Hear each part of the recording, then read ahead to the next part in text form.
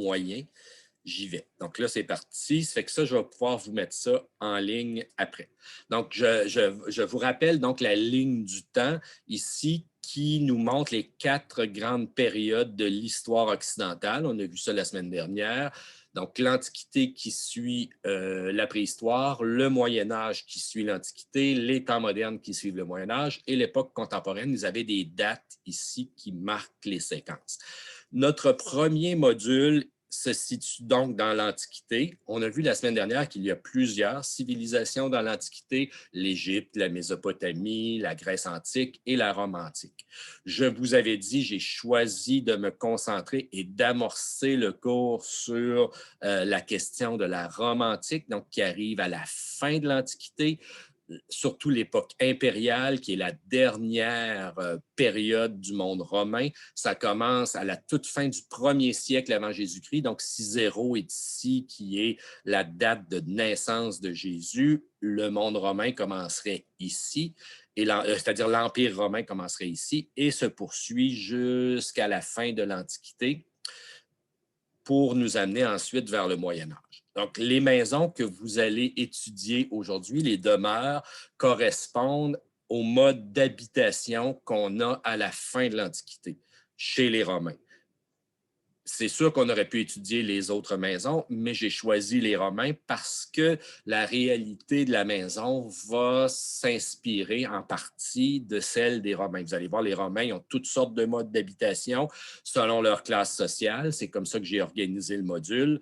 Et il y a des éléments de la maison qui vont influencer la réalité du Moyen Âge. Donc, c'est intéressant de commencer ici.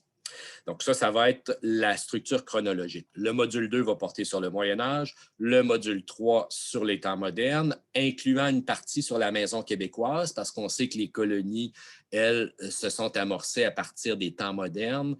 La Renaissance est ici, on a fondé la Nouvelle-France, et donc les maisons québécoises se sont défini à partir de la fin des temps modernes. Donc, je vais intégrer ça ici. Et il y aura 2 modules sur l'époque contemporaine. Donc, 5 modules historiques qui vont nous permettre de couvrir l'ensemble de l'histoire de la maison et de la demeure de façon plus générale. Et ensuite, on va avoir des modules complémentaires sur le patrimoine. Donc, voilà. Ça, c'est la structure chronologique. C'est important que vous la maîtrisiez. Je pense qu'avec cette ligne du temps-là, j'ai eu une nouvelle demande d'admission, c'est bon. Je pense qu'avec cette ligne du temps-là, ça va être correct pour vous.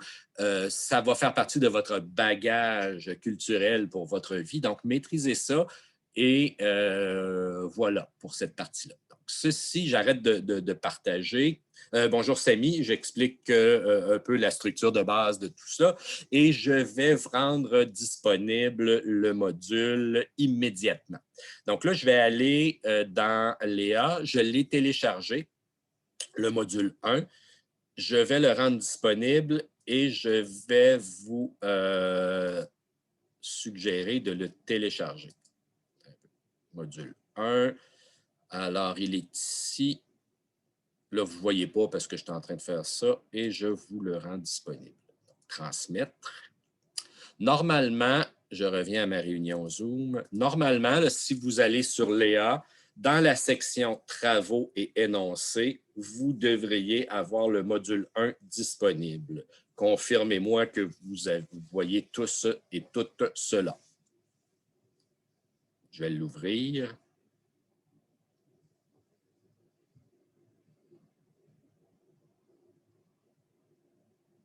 Ça va pour tout le monde? Est-ce que tout le monde le voit? Il n'y a pas de... N'hésitez pas à poser une question sur le chat ou à ouvrir votre micro s'il y a quoi que ce soit. Une fois que vous allez l'avoir ouvert, je vais le partager de mon côté et on va le regarder.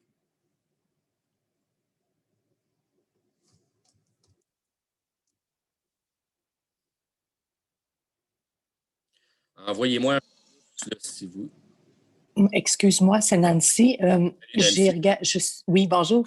Je suis sur Léa, puis écoute, je tombe où ce que dans le fond les documents, mais comme tel, c'est envoyé. Attends, Nancy, je vais partager mon écran avec Léa parce que toi, tu n'as pas l'habitude de ça, je pense. Je suis bien débutante dans ça, là. C'est pas de problème, on est là pour ça. Donc, ça, c'est Léa, comme moi je le vois. Tu vois, tu as toute cette séquence-là. Nous autres, on est le groupe 31-9-1-3-6. Dans la section en bas, tu as travaux, énoncés et remises. Tu cliques sur liste des travaux et normalement, tu devrais avoir le module 1 là-dedans. Là, tu vois, il y a un petit document Word ici. Est-ce que tu vois? Travaux. Oui, c'est le dernier de la liste. Pour moi, en tout cas, je ne sais pas, vous autres, c'est disposé de la même façon parce que je sais qu'il y a des petites différences entre profs et étudiants. Là. Mais Charles, nous, c'est pas comme ça. Non? Genre, tu vois la matière, puis là, tu as documents, Oui. puis après, tu peux voir travaux. Fait que, je sais pas trop, Nancy, mettons, si tu vois Ouais. la matière, mettons, si tu vois appréciation de l'œuvre d'art, après, tu as documents puis travaux dans la petite boîte, comme. Ouais, c'est ça, c'est que la présentation n'est pas pareille sur votre affaire. C'est Je bien sais pas si... ça. OK, l'être humain. Documents, L'as-tu, Nancy? travaux. Je suis sur travaux Normalement, il par devrait être œuvre là. d'art. Module OK, 1, attends là. un petit peu. Tu devrais Travail, voir ça. copie corrigée. Module 1, ça, je l'ai. Nous, il faut qu'on appuie sur module 1 en premier. OK. Ensuite, ça va ouvrir une boîte. Puis ça va voir le document World en haut, à côté, en dessous du i. Ah, OK. Bon, ben écoutez, un immense merci à tous. Je l'ai, je suis arrivée. C'est Merci fantastique. énormément. Regarde. Et là, je vais l'ouvrir de mon bord. Fait que normalement, lorsque vous l'ouvrez, vous arrivez sur cette affaire-là et j'ai remis la structure chronologique 1er au 5e siècle après Jésus-Christ. Donc, c'est ce qu'on appelle la période impériale romaine, la dernière phase du monde romain. Puis ensuite, je vous ai mis un texte qui présente tout ça. Donc, je vous les ai classés par groupes sociaux. Là, vous avez les demeures des empereurs. Et là, ça c'est super, cette affaire-là. J'ai trouvé un site, c'est un artiste. Vous savez que les Romains ont des sculptures de chaque empereur et que ces sculptures-là sont ressemblantes. Hein? Et sur les pièces de monnaie aussi, on a les visages d'empereurs. Et il y a un artiste qui s'est amusé à recréer les visages à partir des représentations anciennes qu'on avait. Puis on a des photos. Ça fait que j'ai mis la face de l'empereur. Je trouvais ça quand même sympathique. Je vous ai mis Néron ici. Et ça, c'est un empereur vraiment intéressant. On va tout revoir ça, ces éléments-là, avec de la matière complémentaire, mais le module vise à vous faire acquérir la base de compréhension sur les différents types de demeures. Donc, ça commence avec la demeure des empereurs, qui sont les personnages les plus importants. Et ces empereurs-là ont construit des maisons, évidemment, on s'entend fantastiques, qu'on a appelées palais. En passant, Rome, là, c'est une ville qui est construite sur 7 collines et il y a une de ces collines-là qui s'appelle le Palatium, le Palatinum. Et les premiers palais des empereurs ont été construits au flanc de cette colline-là et c'est ça qui a donné le nom palais en français. Hein? C'est assez intéressant. Donc, vous avez, vous allez avoir toutes sortes de documents dans le module. J'ai essayé de mettre des informations complémentaires en ciblant les choses pour que vous compreniez bien. Et j'ai intégré donc des plans. Les plans, c'est ces présentations au sol-là. On va le revoir, ce vocabulaire-là plus précis la semaine prochaine, mais aussi des reconstitutions sous forme de mise en perspective 3D. On appelle ça des axonométries. On va revoir ça la semaine prochaine. Donc, vous avez toutes sortes de documents qui incluent à la fois des éléments archéologiques, des reconstitutions et des représentations anciennes. Donc, là, ça commence par le palais. Lorsque je vous mets des petits encadrés en jaune dans les notes, comme ça ici, là, ce sont des textes anciens qui nous décrivent la réalité. Donc ici, quand c'est en jaune, ça veut dire que c'est un texte d'un auteur de l'époque antique que je vous ai mis ici. Donc, vous pouvez lire ça.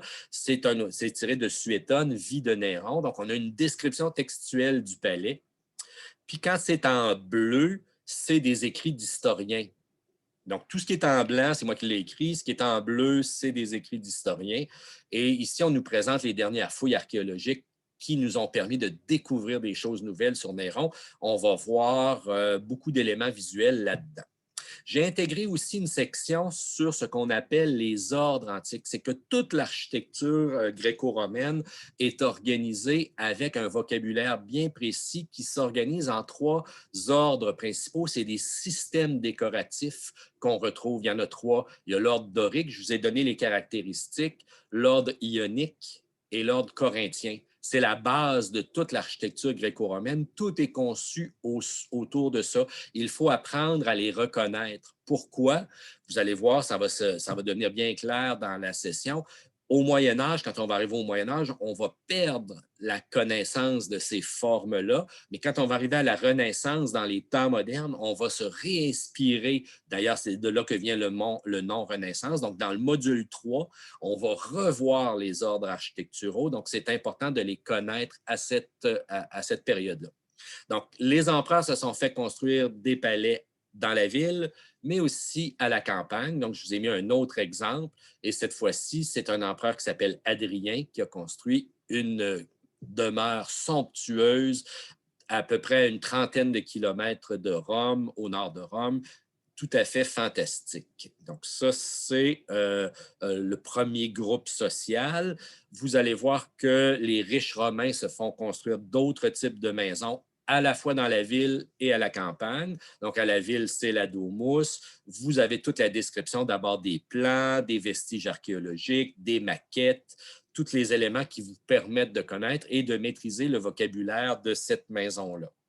Vous allez voir, là. Donc, j'ai mis beaucoup d'images. Ça a l'air bien long, cette affaire-là, mais normalement, ça devrait être assez simple. Ensuite, donc, vous comprenez que c'est organisé simplement par classe sociale et par opposition ville-campagne. Donc, vous avez les demeures de la ville et de la campagne. Ça va vous faire un portrait assez important, assez précis de ça, même si c'est quand même assez succinct.